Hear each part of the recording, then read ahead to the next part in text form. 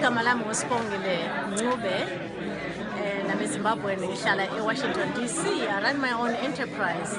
Kodwa-ke I wish ukuthi nxa ama-opportunities angavuleka ekhaya, sibuyele ekhaya siyosebenza ukuthuthukisa abantu bakithi.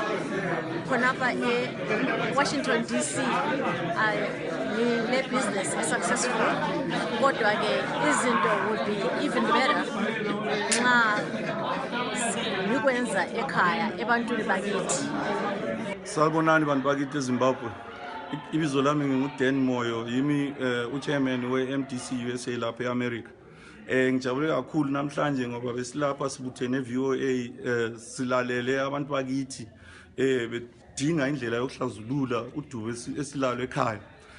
Njengabantu abahlala ngaphandle silakho ukuthi sibe loncedo esingalwenza ukuthi sili-encourage ukuthi lani libe le encouragement ukuthi liphakame ukuze sikwazi ukuthi kube lo tshintsho esiludingayo ekhaya. Into eqhakathekile kakhulu ukuthi akula democracy lapha ekhaya. I-democracy iyafuneka ngoba abantu akumelanga bahlukunyezwe. Yindlela abantu abangaphila khona ngayo kahle bebonisana sakhe ilizwe lethu.